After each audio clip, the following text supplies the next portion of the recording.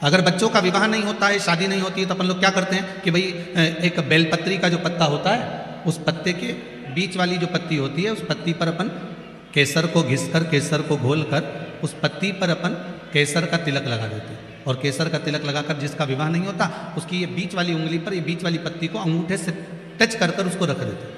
उसका नाम और गोत्र बोलकर उस पत्ती को शंकर भगवान पर किसी भी प्रदोष के दिन शिव जी को समर्पित कर देते हैं। बस इतना याद रखें कि इस पत्ती का जो मुख है वो जलाधारी की ओर होना चाहिए जब हम चढ़ाएं उस समय। केसर का तिलक लगाकर अंगूठे से उसको टच कर कर नाम गोत्र बोलकर, जिसका विवाह नहीं हो रहा है, शादी नहीं हो रही है, शिव जी को उसे चढ़ा दो किसी भी प्रदोष में। और किसी भी शिव मंदिर में आप उसको समर्पित कर सकते, किसी भी प्रदोष को किसी भी शिव मंदिर में आप समर्पित कर दीजिए। बाबा से निवेदन करिएगा, बाबा स्वीकार करेगा और विश्वास है कि 3 महीने में बाबा उसका विवाह पक्का कर ही देगा। ये पक्का है। शिव स्मरण करेंगे। भगवान देवाधिदेव महादेव की कथा कह रही है, शंकर का चरित्र कह रहा है, मेरे शिव का अनुमोदन कर रहा है कि शिव महापुराण विश्वास को जागृत करते हैं।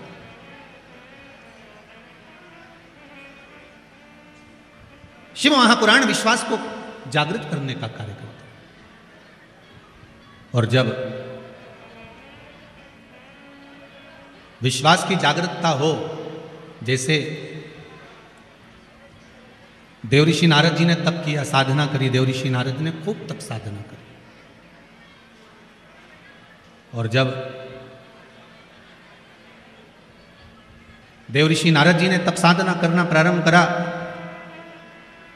तब साधना के बल पर देवऋषि नारद ने काम को जीत लिया, कामदेव पर विजय प्राप्त कर।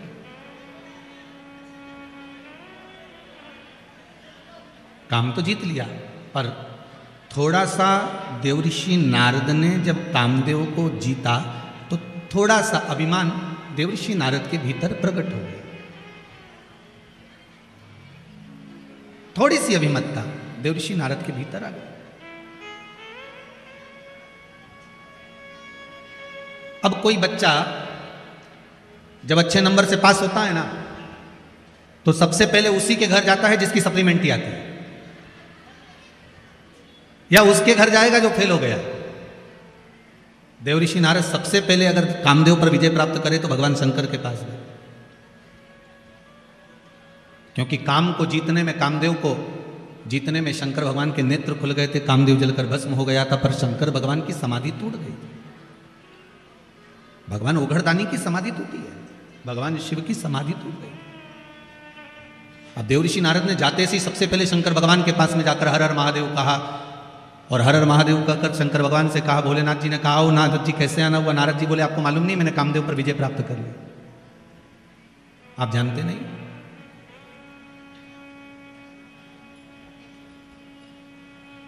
मैंने कामदेव पर विजय प्राप्त करी, आप मुझे जानते नहीं हो क्या?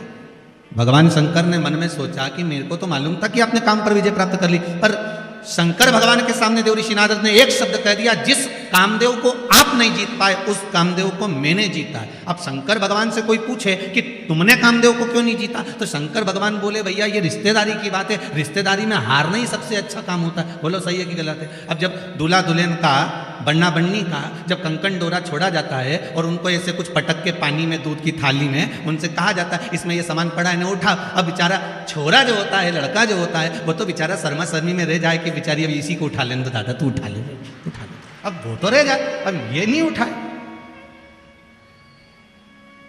तो इसमें ये कैसे कह सकते हो कि छोरा ये जो है बेचारा सीधा साधा पड़ गया? छोरा सीधा साधा नहीं है, वो तो परिवार को लेकर चलना है, कुटुंब को लेकर चलना है, समाज को लेकर चलना है, इसलिए थोड़ा नम्र बनना जरूरी है। इसलिए उसको मालूम है कि अब मेरे को नम्रता रखना है। शंकर भगवान से कोई पूछे कि तुमने कामदेव को क्यों नहीं जीता, भगवान विष्णु तक ने पूछ लिया था भगवान शंकर से, जब तुमने सबको जीत लिया तो कामदेव को क्यों नहीं जीता? तो शंकर भगवान ने कहा, भगवान नारायण आप तो जानते हो मैं सती का पति हूं, ये रति का पति है। सती और रति एक ही पिता की 2 पुत्रियां हैं, सग्गी बहन है, ये मेरा साड़ू भाई है। अगर ये मेरे आया था, मैं उठकर नहीं खड़ा होता तो घर जाता, तुम्हारी धर्मपत्नी क्या कहती कि तुम मेरे बहन का पति आया और उसका सम्मान नहीं करा, तो रिश्तेदारों के आगे कभी अहंकार की बात नहीं करना, संबंधों की बात नहीं करना, रिश्तेदारों के आगे तो ये से बनकर चलना कि साधर, जैसे कहते ना 4 लोगों को समझाना सबसे कठिन काम, पहला अपने पड़ोसी को,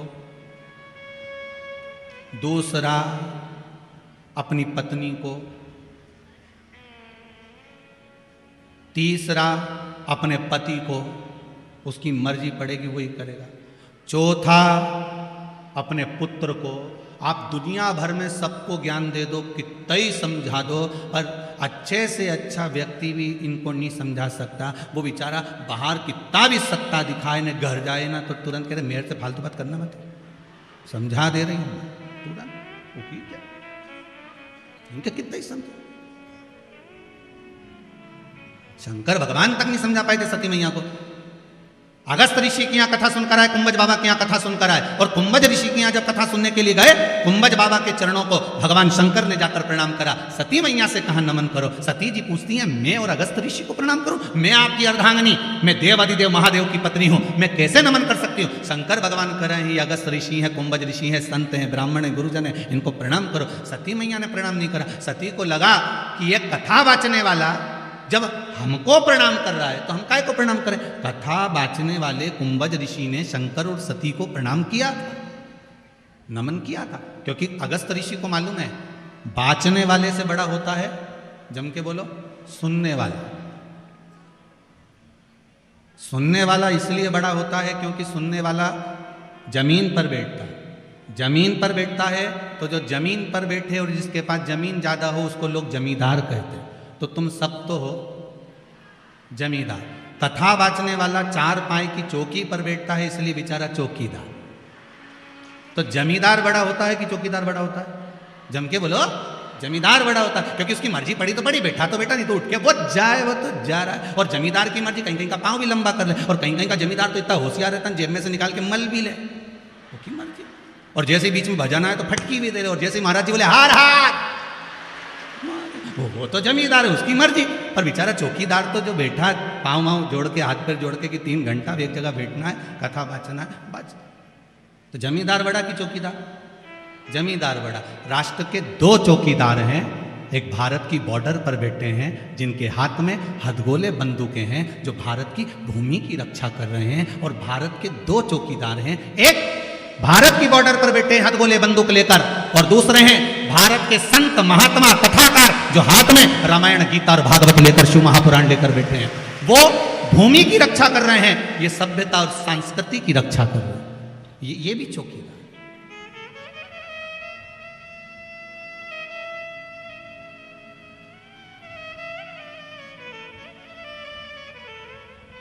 ये भी चौकीदार। चौकीदार की पदवी कोई साधारण नहीं होती महाराज, बहुत प्रबल पदवी होती है, बहुत प्रबल पदवी।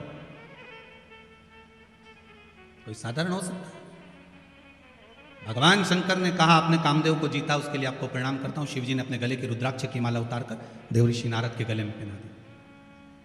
देवऋषि नारद के गले में जैसे रुद्राक्ष की माला गई, नारद जी ने धारण करी, और उस रुद्राक्ष की माला को पहनकर देवऋषि नारद से भगवान शंकर बोल रहे हैं आप कुछ देर बैठोगे नहीं, यहाँ पर विराजमान नहीं होगे? नारद जी मन में सोचे कि मैंने काम को जीता और ये काम को हार गए, तो मैं इनके यहाँ बैठूंगा। नारद जी के कहने पर, भगवान शिव के कहने पर नारद जी नहीं बैठे और उठकर चल दिए। बाहर निकले, रुद्राक्ष की माला उठाकर जमीन पर पटक दी। जैसे ही भूमि पर पटकी, पटकने के बाद वहीं से नंदी निकल कर जा रहे थे। नंदी ने उस माला को उठाकर देवादिदेव महादेव से कहा बाबा ये आपके गले की माला? हाँ बाबा आपके गले की माला, और यहां पड़ी है। भगवान शिव ने कहा नंदी, जब देवता के गले की माला भूमि पर पड़ जाए और जिसके माध्यम से पड़ जाए, समझ लेना उसकी उन्नति हो नहीं सकती। आप चिंता मत करो।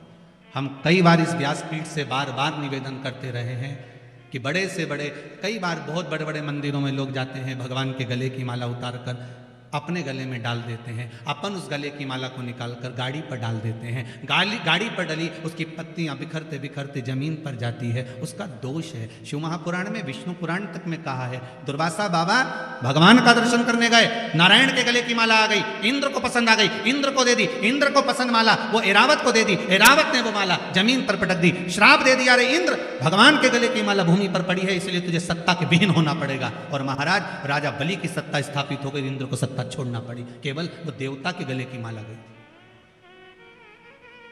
देवता के गले की। हम बार बार निवेदन करते हैं, भगवान की कोई वस्तु, भगवान पर चढ़ा हुआ निर्माल्य, एक बेलपत्री भी अगर शिव मंदिर जा रहे हो वो प्राप्त हुई है, या तो उसको संभाल कर रख लो, नहीं रख से बनाए तो उसको विसर्जन कर दो, पर कहीं पांव में ना आए उसका विशेष ध्यान रखिए, कहीं पांव में ना आए। भगवान पर चढ़ा, आज देवर्षि नारद ने जो रुद्राक्ष की माला फेंकी है उसका भोग नारद जी को भोगना पड़ेगा। और नारद जी यहां से सीधे जब जाने लगे तो भगवान शंकर ने कहा, सुनो नारद, रुको जरा, एक बात और अच्छे से सुनकर जाओ, जो तुमने मुझसे कहा वो महादेव की बात अब ये भगवान विष्णु से मत कहना। नारद जी को लगा एक तो मैं अच्छे नंबर से पास हो गया, ऊपर से कह रहे हैं कि किसी को बताया भी ना जा कि मेरे इतने % आए। भगवान ने खूब समझाया देवर्षि नारद को, पर नारद कहां समझता, कहां समझा। एक विद्वान पंडित अपनी पत्नी से कहे, सुनो कल एकादशी है, व्रत कर लेना। पत्नी विश्वास नहीं करेगी, पहले पड़ोसन से पूछ के आएगी, क्यों तू एकादशी कब कर रही है। वो विद्वान है बेचारा, इतना विद्वान की लोग उससे पूछ रहे हैं, पर वो भी पड़ोसन से पूछ रहे, तू बता एकादशी कब करे। सबसे ज्यादा दिक्कत होती है वो हरतालिका तीज के व्रत में, तू कब करेगी।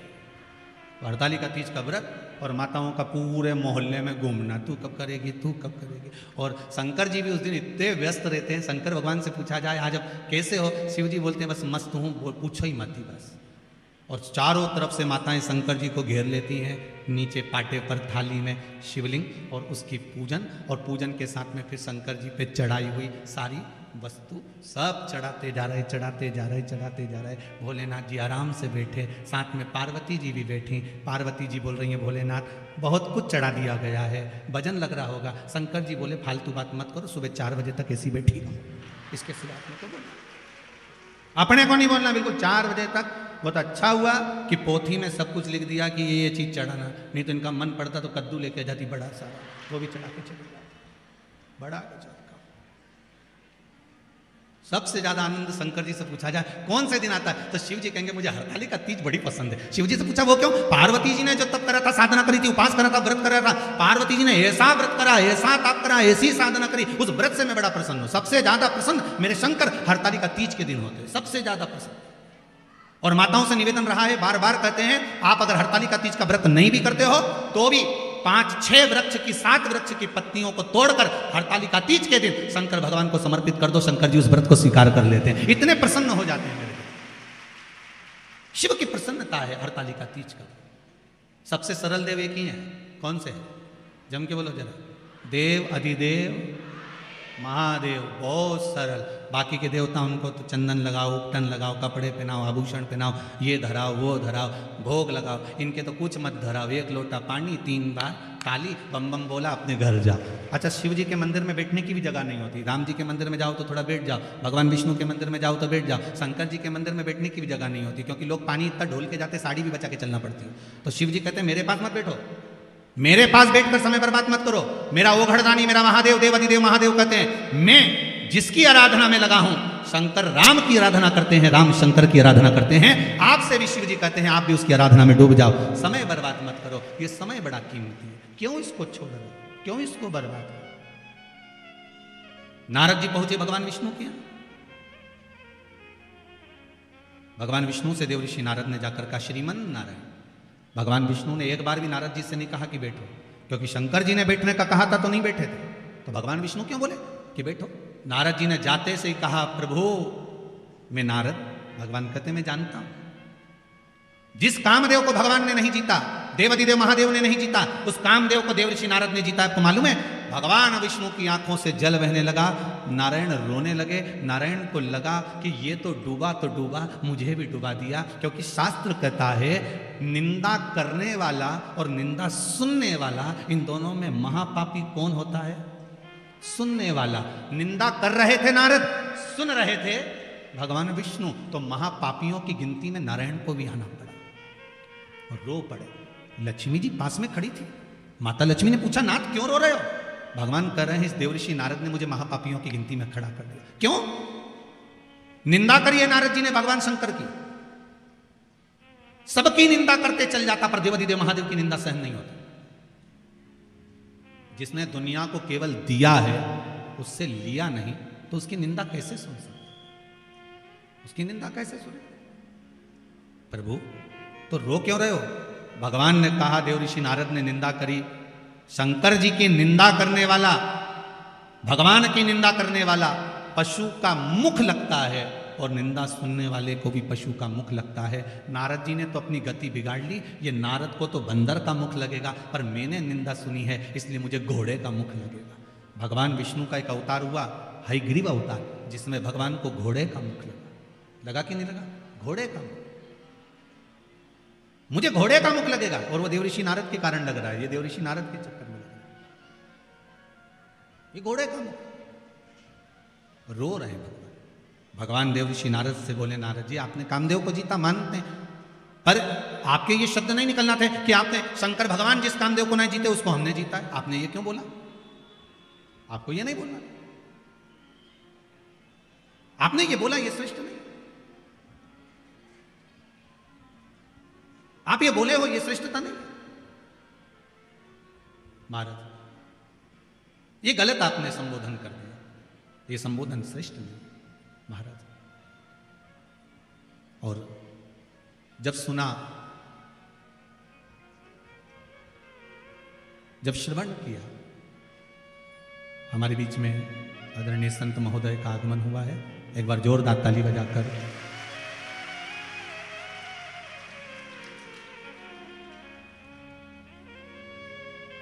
भगवान देवाधिदेव महादेव की कथा। शंभो शरणे पर मांगू घड़ी दुख दया करी,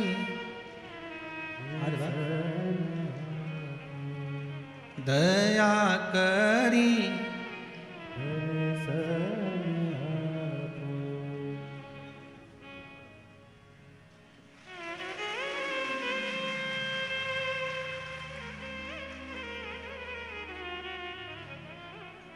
शंभु शरणे पड़े मांगू घड़ी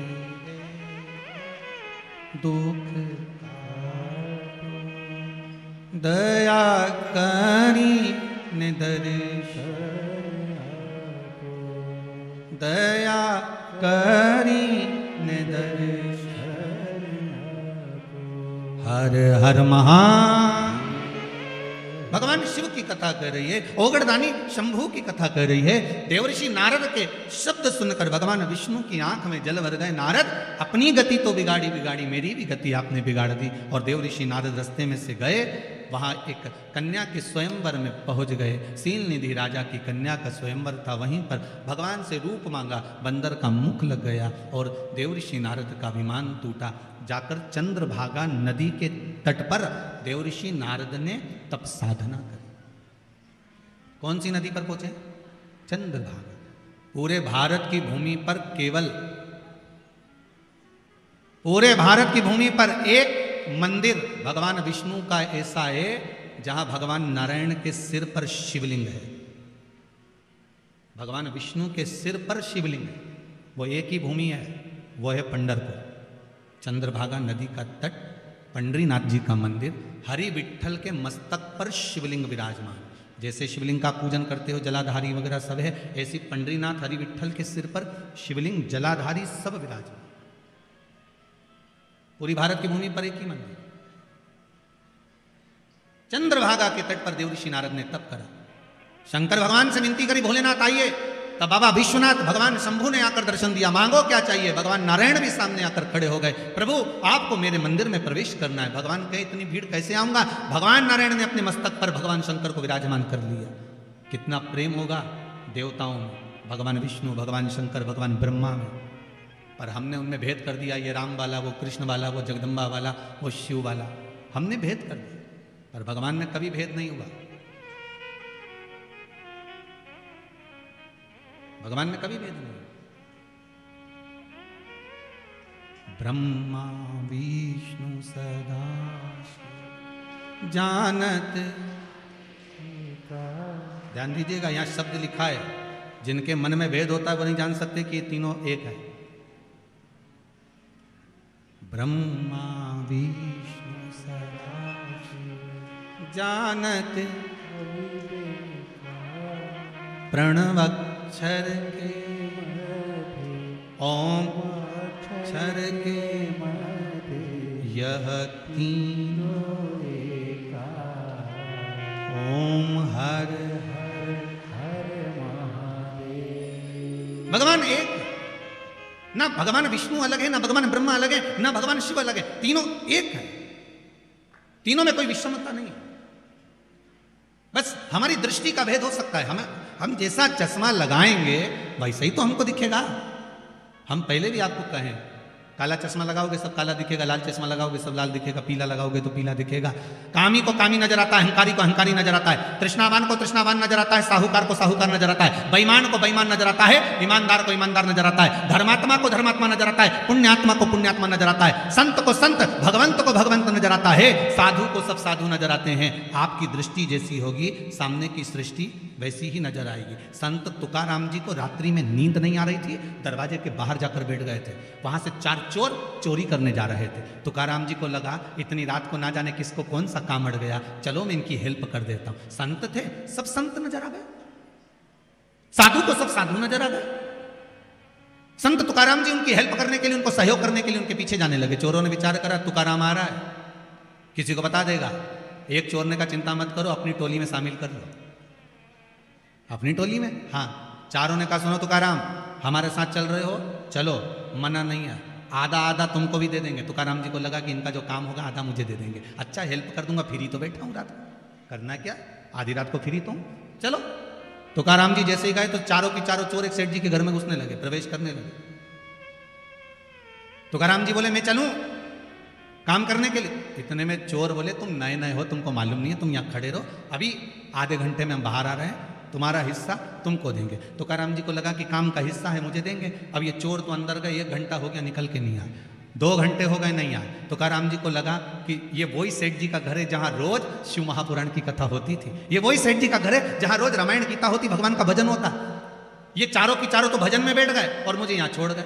मैं भी कितना पागल कि यहाँ खड़ा हूँ, अंदर जाता हूँ। और संत तुकाराम जी जैसे ही अंदर गए, अंदर जाकर उन्होंने जो भगवान का दर्शन करा, एक फोटो दिख गया उनको, फोटो में हरि विट्ठल दिख गए। तुकाराम जी ने जेब में से करताल निकाली, निकालते से बजाने लगे विट्ठल विट्ठल विट्ठल। जैसे ही करने लगे, चारों की चारों चोरों ने सोचा तुकाराम अंदर आ गया, चारों कोई पलंग के नीचे कोई ऊपर छुप गए। इतने में सेठ जी के नेत्र खुल गए, सेठ जी बाहर आए, गुरुदेव आप आए हो।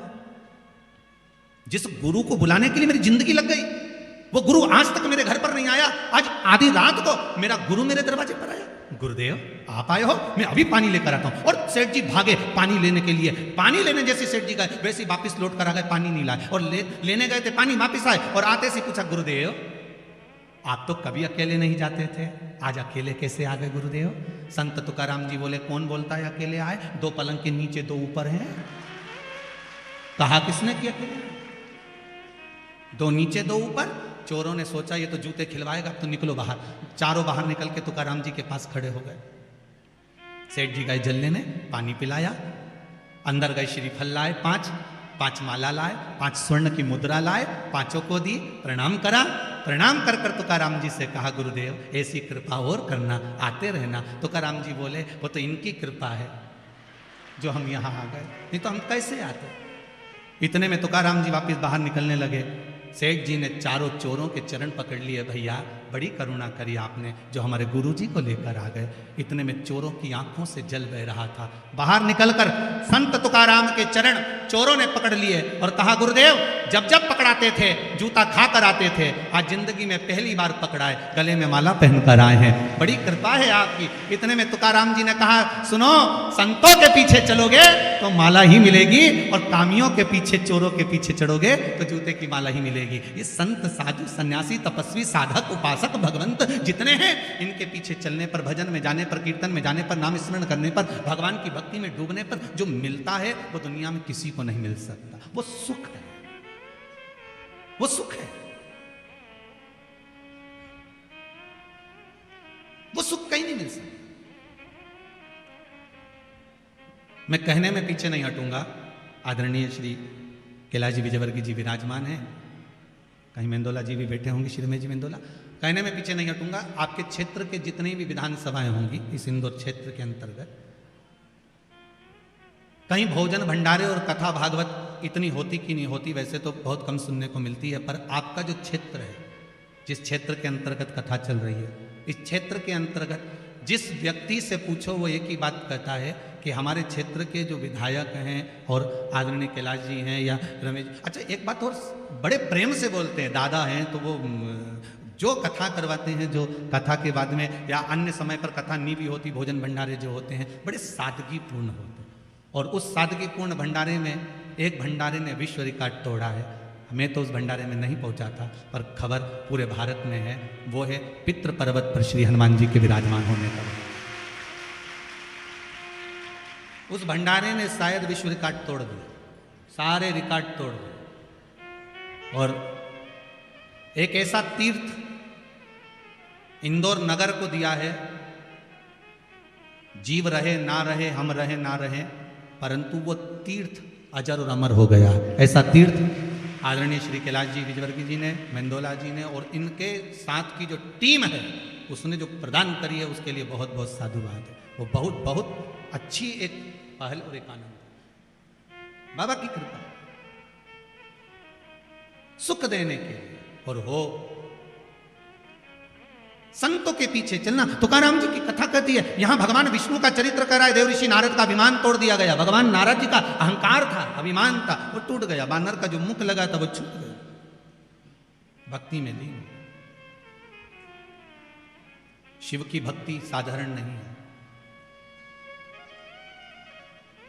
जितने जितने हमारे यहां पर जैसे कहते हैं ये ब्राह्मण है, ये माहेश्वरी है, ये अग्रवाल है, ये ताम्रकार है, ये स्वर्णकार है, ये चौरसिया है, ये वर्मा है, जैसे हमारे यहाँ कहते हैं ये सेन है, ये चर्मकार है, ये दर्जी समाज से है, हमारे यहाँ कहते हैं। इन सब के जितने भी पुराने पुराने गुरु हुए हैं, उन गुरुओं को उठाकर देखना, जितने भी इनको वंश में रहे हैं वो सब शिव के उपासक रहे, शंकर के उपासक। शिव की आराधना के बिना कुछ मिला ही नहीं है, जितने मिले। महाराज भगवान राम जी के दो पुत्र लव और कुश, भगवान कुश की 34वीं पीढ़ी में, भगवान कुश की 34वीं पीढ़ी में श्री अग्रसेन महाराज का जन्म हुआ था, जिससे अग्रवाल समाज की वंश की उत्पत्ति माना गया, 34वीं पीढ़ी में। और श्री वल्लभ सेन जी जो श्री अग्रसेन जी महाराज के पिता हैं, वल्लभ सेन जी, उनकी जो धर्मपत्नी थी भगवती देवी जी, विदर्भ की थी।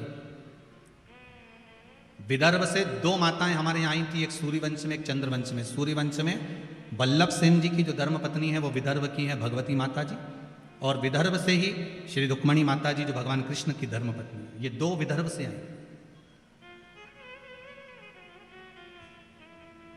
सिरसा हरियाणा से, प्रतापगढ़ हिसार से ये अग्रसेन महाराज जी के पिता वल्लभ सेन जी निवास करते थे, और उनके जो विवाह संबंध हुआ था वो भगवती देवी जी से हुआ था। तो भगवती देवी जी जो विदर्भ से आई थी, उनके मन में एक भाव जागृत हो गया था कि मैं सूर्यवंश की बहू,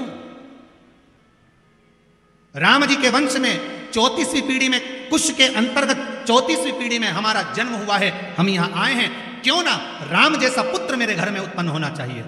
तो उन्होंने वल्लभ सेन जी से निवेदन करा था कि मेरे गर्भ से जो संतान हो वो भगवान की भजन करने वाली और जगत का कल्याण करने वाली हो, ऐसी कोई संतान हो। तो भगवती देवी जी ने जब अपने पति वल्लभ सेन जी से निवेदन करा तो वल्लभ सेन जी ने कहा एक काम करना, शिव की आराधना करना, शंकर का भजन करना।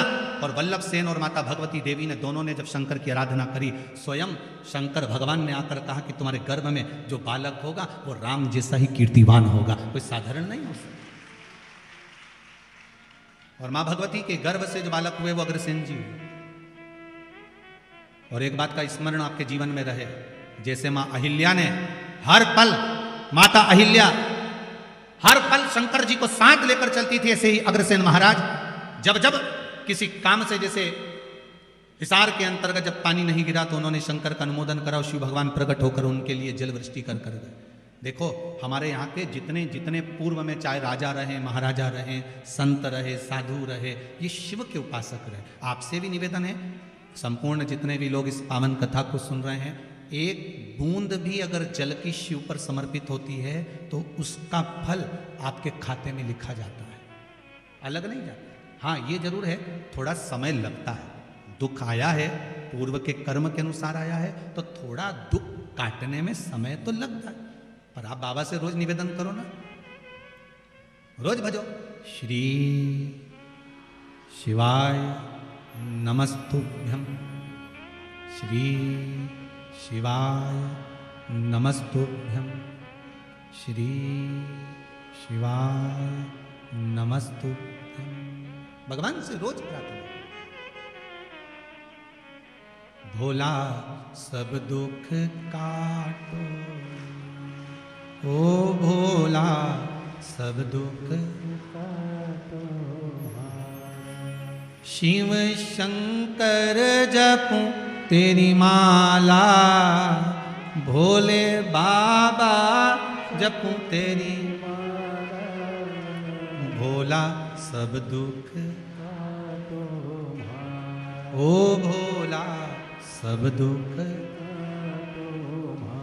भगवान देव श्री नारद का अहंकार गया, समय आया, ब्रह्मदेव से भगवान नारायण ने कहा ब्रह्मा जी आप सृष्टि की लीला आगे बढ़ाओ। ब्रह्मा जी सृष्टि की लीला आगे बढ़ाने वाले थे तो ब्रह्मा जी के मन में एक भाव उत्पन्न हो गया। ब्रह्मा जी ने कहा, देवाधिदेव महादेव के लिए संशय उत्पन्न हुआ ब्रह्मा जी के मन में, और भगवान विष्णु से कहा कि प्रभु, भगवान नारायण से कहा ब्रह्मा जी ने कि मैं आपका पुत्र हूं, पर हे नारायण आपके पिता का नाम क्या है? भगवान विष्णु ने कहा मेरे पिता शिव है, शंकर। शिव महापुराण में लिखा है, लिंग पुराण के अंतर्गत वर्णन आता है, नर्मदा पुराण में वर्णन आता है, शंकर भगवान ने अपनी जंगा और हस्त कमल पर अमृत का छींटा दिया था। जब देवता अमृत भाग लेकर आए थे तो वो अमृत का छींटा दिया, और ये अमृत कोई एक बार प्रकट नहीं हुआ है, ये अमृत कई बार प्रकट हुआ। उस अमृत के छींटे से उतार कर एक पुरुष की उत्पत्ति हुई थी, वो भगवान विष्णु थे। ये शिव महापुराण में लिखा है। भगवान विष्णु ने अपने शरीर पर जल का सिंचन करा था, चारों तरफ जल जल कर दिया था, उस पर आयन करने के कारण भगवान का नाम नारायण पड़ गया। ये शिव महापुराण कहते हैं। तो भगवान विष्णु ने कहा मेरे पिता शंकर, भगवान शिव आपके पिता शंकर? हाँ। शिव कैसे हैं? भगवान विष्णु ने कहा ये सामने पर्वत है, अपन इसको घुमाते हैं, प्रकट करते हैं शंकर भगवान को। दोनों ने मिलकर जो पर्वत को घुमाना प्रारंभ करा, उसमें से एक लिंगायत आकृति प्रकट हो गई। जैसे ही लिंगायत आकृति प्रकट हुई भगवान शंकर के सामने, जैसे ही भगवान विष्णु के सामने लिंग प्रकट हुआ, लिंग प्रकट होते से ही भगवान शंकर ने कह दिया नारायण मैं सामने प्रकट हो गया हूं, मांगो तुम्हें क्या चाहिए। भगवान विष्णु कहते हैं मैंने मांगने के लिए आपको प्रकट नहीं करा, मैंने तो केवल आपको नमन करने के लिए ब्रह्मा जी को आपका स्वरूप दिखाना था कि मेरा पिता कैसा है, उसको बताना था, इसलिए प्रकट किया। अच्छा, हाँ, मैंने आपको इसलिए प्रकट किया। भगवान ब्रह्मा जी के मन में भाव उत्पन्न नहीं हुआ। भगवान ब्रह्मदेव ने कहा अगर ये शंकर भगवान का जो शिवलिंग है, भगवान का जो स्वरूप है, इनके चरण कहां है, इनका सिर कहां है? जिस शिवलिंग पर आप पानी चढ़ाते हो उसका चरण कहां पर है? ढूंढा कभी आपने? जिस शिवलिंग पर आप जल चढ़ाते हो उसका सिर कहां पर है? ढूंढा कभी आपने?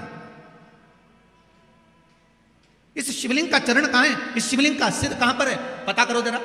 भगवान ब्रह्मा जी ने कहा नारायण मुझे बताओ इनका सिर कहां है, इनका चरण कहां है, भगवान शंकर का स्वरूप कहां है। भगवान कहने लगे, विष्णु जी बोले, नारायण बोले, आप बताओ क्या करना है।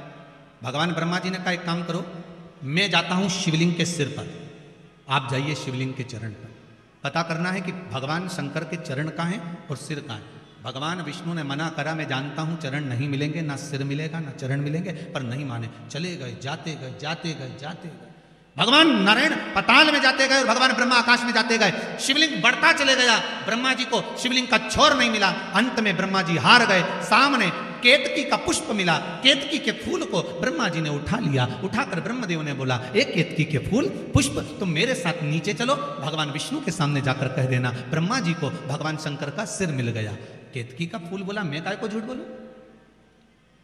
व्यक्ति झूठ जब बोलता है जब उसका कोई फायदा होता है, और एक झूठ अगर व्यक्ति ने बोल लिया तो उसको फिर झूठ पर झूठ बोलना पड़ता है। जैसे बटन लगाते हैं ना लोग बात, अब हमारे पास तो बटन वाली शर्ट भी नहीं तो बता देते, हमारे पास तो बद्दी वाली है।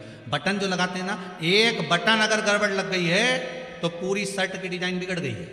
एक झूठ अगर गड़बड़ बोल दिया है तो तुम्हारी जिंदगी की भी डिजाइन गड़बड़ हो गई है, ध्यान रख लेना। इसलिए बटन सही लगे, एक बटन गड़बड़ है तो दूसरी भी गड़बड़ लगेगी, दूसरी गड़बड़ है तो तीसरी भी गड़बड़ लगेगी, तीसरी है तो चौथी भी गड़बड़ लगेगी। इसलिए सही बटन लगाओ, झूठ पर मत जाओ। राम नाम जम के तो बोलो, राम नाम सत्य है, सत्य को जीवन में उतारने का प्रयास करिए। सबसे ज्यादा प्रिय शंकर जी को सत्य ही, बोलो सत्य। पर आज के जमाने में सत्य बोल दो तो लोगों को बुरा लगे, गुरु जी सत्य बोल, सत्य है। केतकी के फूल ने कहा मेरा भला क्या होगा अगर मैं झूठ बोलूंगा तो। भगवान ब्रह्मा जी ने कहा सारे देवताओं पर तुझे चढ़वाऊंगा, सुगंधित बनाकर रखूंगा, चल। केतकी मान गई। आगे चले तो सामने से गौ माता निकल कर जा रही थी। गाय को देखा, ब्रह्मा जी ने कहा गौ माता रुको तो, इधर आओ। गौ माता आई। ब्रह्मा क्या बात है? गौ माता जी ने कहा, ब्रह्मा जी बोले तुम हमारे साथ चलकर नीचे एक बार भगवान विष्णु के सामने कह दो कि ब्रह्मा जी को सिर मिल गया, शिवलिंग का सिर मिल गया ब्रह्मा जी को, आप चलकर कह दो। गौ माता ने कहा मेरा फायदा क्या है? ब्रह्मा जी बोले घर में सबसे पहली रोटी बनेगी तो तुम्हारे को दी जाएगी। व्यक्ति का फायदा होता है तब वो झूठ बोलता है। गौ माता ने झूठ कह दिया, ठीक है चलो। ब्रह्मा जी नीचे आए। भगवान विष्णु ने पूछा ब्रह्मदेव आपको भगवान शंकर का सिर मिल गया? ब्रह्मा जी बोले नारायण पहले आप बताओ कि आपको भगवान के चरण मिल गए?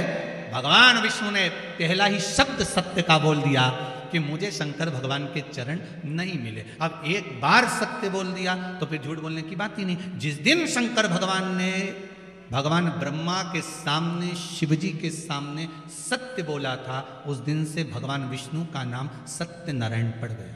क्या नाम पड़ा? सत्यनारायण। अब पूछोगे गुरुजी ये कथा कहां से ली है कि भगवान विष्णु का नाम सत्यनारायण पड़ा? तो स्कंद पुराण में सत्यनारायण जी की कथा को निकालना, उसमें लिखा है भगवान नारायण ने एक बार सत्य कहा था भगवान शंकर जी के सामने कि मुझे चरण नहीं मिला, तो भगवान विष्णु का नाम सत्यनारायण पड़ गया। अब भगवान विष्णु ने कहा ब्रह्मदेव आपको शंकर भगवान का सिर मिल गया? ब्रह्मा जी बोले हाँ मिल गया। ना मानो तो केतकी के फूल से पूछो। जब तुम सत्य बोल रहे हो तो प्रमाण देने की जरूरत क्या? सत्य को प्रमाण चाहिए क्या? नहीं। प्रमाण किसको चाहिए? असत्य को। असत्य को प्रमाण।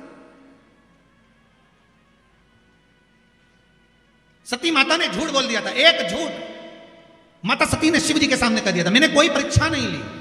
शंकर जी जान गए ये परिवार तोड़ देगा। परिवार कब टूटता है? अच्छे अच्छे संबंध कब खत्म हो जाते हैं?